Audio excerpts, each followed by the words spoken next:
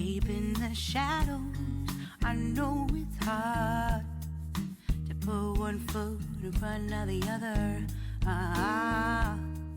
Hi everyone, welcome back to my YouTube channel. My name is Cecilia, but I go by the name CeeChronicles across all my social media platforms.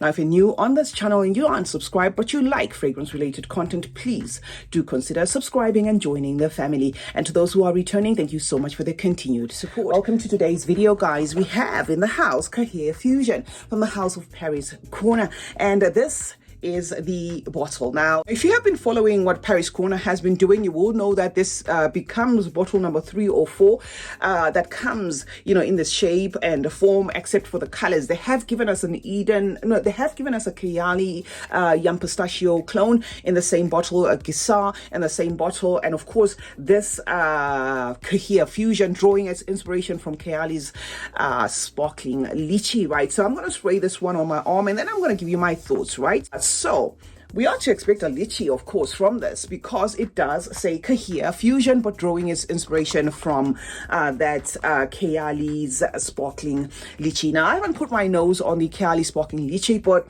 what I can say about this one, guys, is it does open very fruity, very effervescent there. You're going to get a crisp tone, that lychee coming to the surface, but carrying with it an apple. So it becomes one of those fragrances that initially, or the initial burst, is going to leave you yo-yoing, between the lychee and the actual apple, because there is that bright red apple inclusion in this fragrance. And there is, of course, the black currant. Now, because this fragrance is built around lychee, and lychee can be one of those notes that sometimes drowns itself in its aquaticness, because lychee is aquatic. It's a fragrance that I feel has notes built up to anchor that lychee.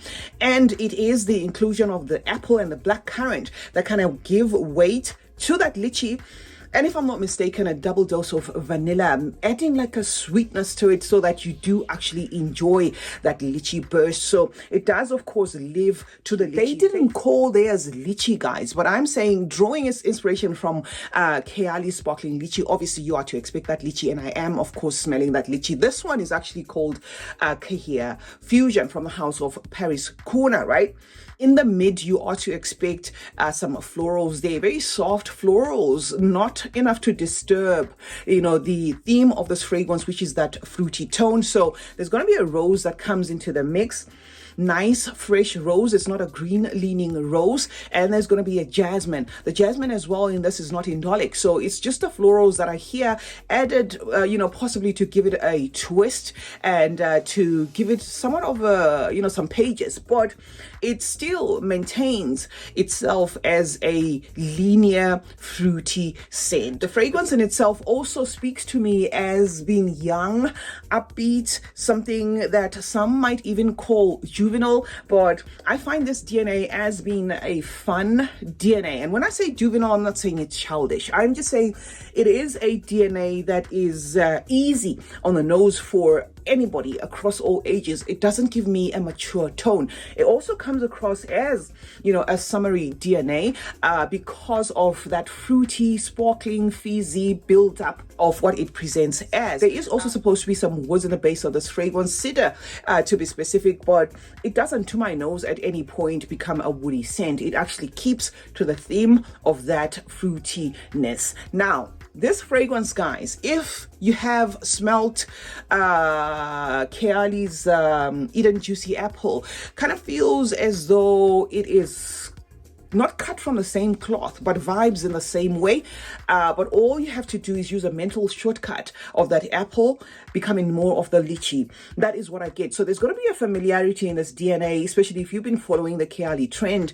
I'm not going to liken it to anything in the Paris Corner line. I'm just likening it to Kaheela, especially because it does draw its inspiration from that Kaheela. So if you are one of those that have been on the Kaheela bandwagon and you have used that Eden Juicy Apple, the theme of this fragrance will kind of take you or transport you to that. So there's going to be an adaptation where it's going to be very easy for you to like this fragrance because it kind of vibes in the same way, except of course for that twist of that lychee and a little bit of an aquaticness, but not enough to dilute that lychee, remember, because it is anchored by that apple as well as the black currant.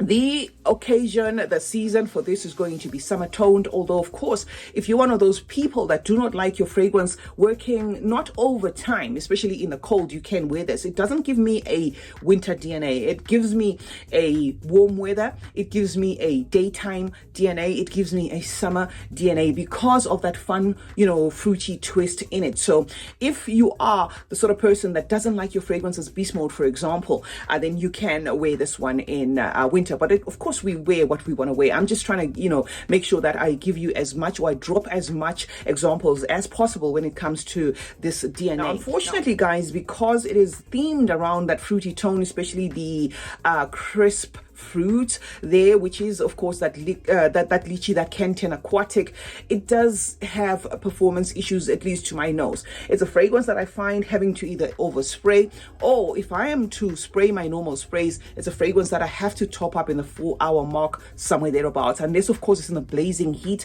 sticky hot weather, then it's probably going to try and work a little harder. Yes, the florals try to tie everything in there and give it a little bit of some presence, but still it falls under, those DNAs that you need to top up, or at least you wear and expect the DNA not to be as present later on during the day as it was at the beginning. It does have the room filling appeal in the initial burst, but after that it fizzles. So it leaves like a 3-4 meter scent bubble off this wafts of this fragrance bouncing off you during the day. It's probably going to be a compliment getter because of the familiarity. A lot of people will be familiar with this type of DNA, so you are probably going to get compliments, not because it's beastly, but because it comes across as crowd pleasing. Now, from my collection, guys, remember I did say that I do not have that sparkling lychee from Kaheela. From my collection, this fragrance immediately reminded me of something that I get from Mix Bar's Sparkling Hibiscus. If you like Sparkling Hibiscus from Mix Bar, you're gonna like this. And if you like Zara's Summer Rose, is it? Let me just check.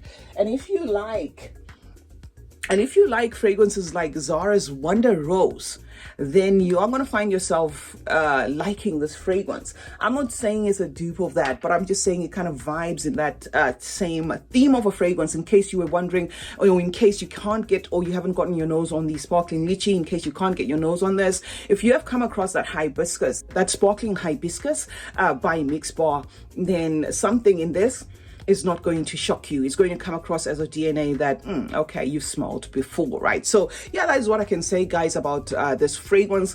Crowd pleasing, easy on the nose, something which I felt was the direction that Kaheela was going for anyway with the Eden Juicy Apple. It was a fragrance that what you see is what you get. The naming of the fragrance is exactly what you get. Less complicated, more crowd pleasing. And for those maybe who found themselves underwhelmed with that sort of DNA, I think it was something deliberately done, to cater for that market that loves crowd pleasing fragrances. So do not expect anything that's complex in this fragrance. It's just one of those easy, Kaheela clones, or at least one of those easy Paris corner fragrances there. This type of DNA, to my nose, comes across as having that feminine tone to it. So comes across as an easy one to gift a female or to blind buy if you're a woman, but maybe one of those fragrances you want to smell if you're a man, because it just has that sweet fruity tone, something that you will find in most fragrances that have been stereotyped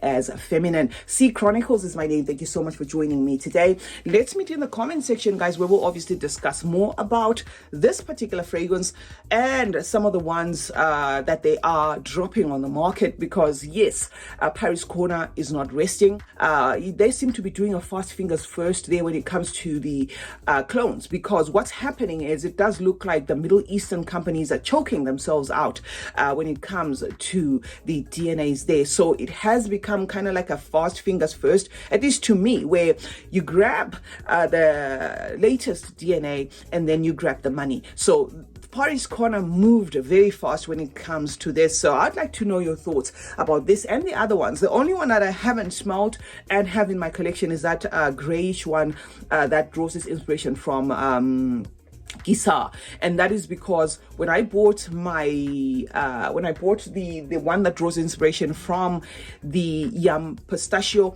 they accidentally packed 2 yam pistachios instead of packing, you know, the Gisa, the Khair one that draws its inspiration from Gisa. And I can see why, because the boxes there are kind of almost similar. One is gray and one is green, so that is the only one that we haven't featured on this channel. Remember to turn on post notifications, guys. That way you get to be notified anytime I upload a video. Also, drop a like, drop a comment, share, and remember that smelling good is a form of good manners.